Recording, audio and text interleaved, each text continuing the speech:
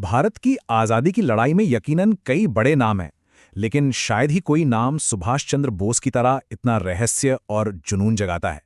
वो एक ऐसे नेता थे जिनकी विरासत आज भी जितनी प्रेरणा देती है ना, उतने ही सवाल भी खड़े कर जाती है।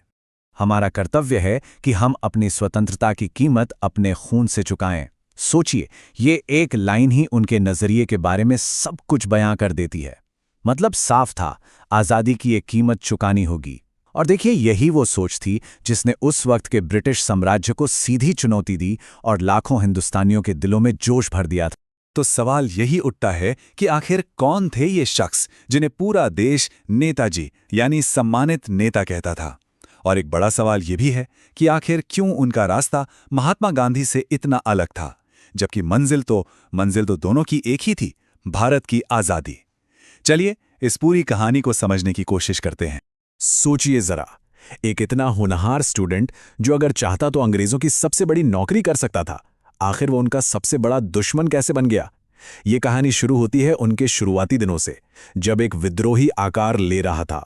इस टाइमलाइन पर एक नजर डालते हैं। देखिए, 1897 में जन्म हुआ, फिर 1916 में राष्ट्रवादी गतिविधियों के लिए कॉलेज से निकाल दिए गए। लेकिन असली मोड़ आता है 1920 में। वो इंग्लैंड में आईसीएस की परीक्षा पास करते हैं, जो उस वक्त की सबसे बड़ी, सबसे प्रतिष्ठित सरकारी नौकरी मानी जाती थी।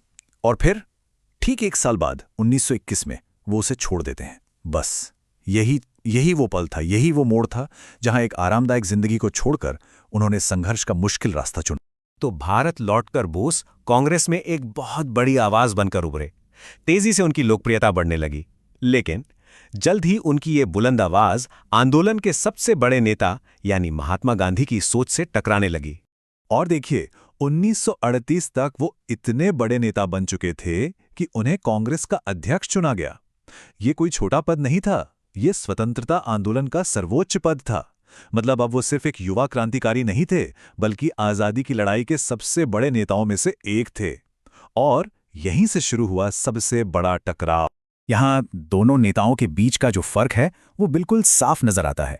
एक तरफ थे महात्मा गांधी, जो अहिंसक सविनय अवज्ञा की बात करते थे, और दूसरी तरफ थे सुभाष चंद्र बोस, जिनका मानना था कि पूर्ण स्वतंत्रता के लिए हर रास्ता अपनाना पड़ेगा, चाहे वो सशस्त्र संघर्ष ही क्यों ना हो। जाहिर है, ये दो सोच, ये दो रास्ते एक साथ नहीं चल सकते थे। जरा इस तस्वीर को देखिए, ये 1938 की है, उसी साल की जब बोस अध्यक्ष थे। दोनों नेता साथ बैठे हैं, लेकिन उनके विचारों में जमीन आसमान का फर्क था।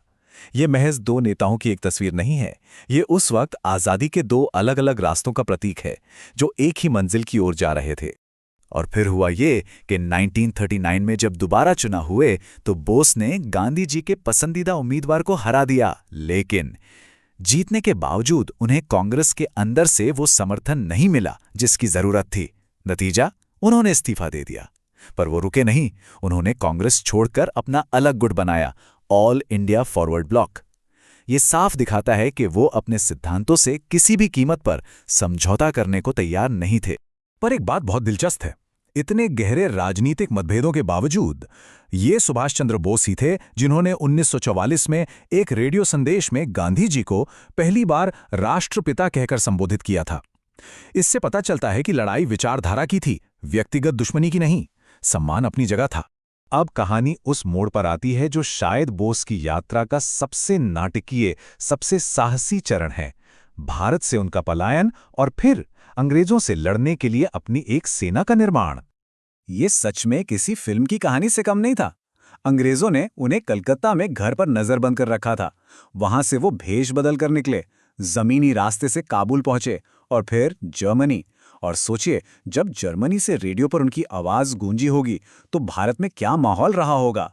एक सनसनी फैल गई थी। संदेश साफ था, उनका नेता वापस आ रहा था, और इस बार एक सेना के साथ। इसके बाद वो पहुंचे दक्षिण पूर्व एशिया। वहां जापान के समर्थन से उन्होंने इंडियन नेशनल आर्मी यानी हमारी आज़ाद हिंद फौज को एक नया जीवन दिया, उसे पुनर्जीवित किया। इसमें कौन थे? इसमें थे भारतीय युद्धबंदी और वहां बसे आम लोग, जिन्हें बोस ने एक नया मकसद दिया, भारत की आज़ादी के लिए लड़ना। ये तस्वीर सब कुछ कह देती है। यहां बोस सिर्फ एक राजनेता नहीं है, वो एक सेनापति हैं, अपनी फौज का निरीक्षण करते हुए। ये उनके सशस्त्र संघर्ष के इरादे का एक जीता जागता सबूत है। और ये कोई छोटी मोटी टुकड़ी नहीं थी। आजाद हिंद फौज में करीब करीब 45,000 सैनिक शामिल थे। जैसा मैंने बताया, इसमें युद्धबंदी भी थे और आम नागरिक स्वयं सेवक भी। ये एक बहुत बड़ी ताकत थी जिसे नजरअंदाज नहीं किया जा सकता था। आईएनए सिर्फ एक सेना नहीं थी, ये अपने आप में एक पूरी व्यवस्था थी। बोस ने आजाद भारत की एक अस्थायी सरकार बनाई, अंडमान और निकोबार द्वीपों को आजाद कराया और बर्मा के रास्ते भारत पर हमला भी किया। लेकिन शायद सबसे क्रांतिकारी कदम था रानी झांसी रेजिमेंट का गठन। ये कैप्टन लक्ष्मी स्वामीनाथन के नेतृत्व में एक ऑल फीमेल कॉम्बैट यूनिट थी। उस जमाने में ये एक बहुत बड़ी और दूरगामी सोच थी। दिल्ली चलो, ये सिर्फ एक नारा नहीं था, ये आजाद हिंद फौज का मिशन था, उनका लक्ष्य था। ये भारत की राजधानी पर कब्जा करने और ब्रिटिश राज को जड़ से उखाड़ फेंकने का एक खुला ऐलान था। हालांकि आजाद हिंद फौज का अभियान दिल्ली तक नहीं पहुंच पाया, लेकिन सुभाष चंद्र बोस की कहानी यहां खत्म नहीं होती। असल में यहीं से उनकी विरासत का सबसे रहस्यमयी अध्याय शुरू होता है, उनकी मृत्यु और भारत पर उनका गहरा प्रभाव। आधिकारिक तौर पर यह बताया गया कि अगस्त 1945 में ताइवान में एक विमान दुर्घटना में बोस की मृत्यु हो गई। लेकिन एक बहुत बड़ी लेकिन थी, उनका पार्थिव शरीर कभी बरामद नहीं हुआ। और बस यहीं से शुरू हुआ सवालों और कॉन्स्पिरेसी थ्योरीज का एक ऐसा सिलसिला जो आज तक खत्म नहीं हुआ है।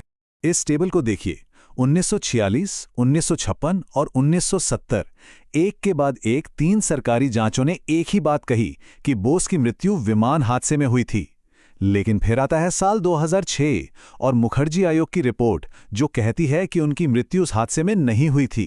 हालांकि सरकार ने इस रिपोर्ट को खारिज कर दिया, पर इसी विरोधाभास की वजह से ये रहस्य आज भी जिंदा है।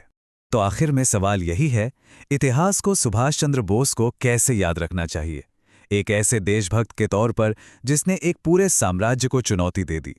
क्या वो एक नायक थे, एक विद्रोही थे या एक दूरदर्शी रणनीतिकार? उनकी विरासत हमें आज भी ये सोचने पर मजबूर करती है कि आज़ादी के संघर्ष के असल मायने क्या हैं और उसे हासिल करने के लिए कौन सा रास्ता सही है और कौन सा गलत।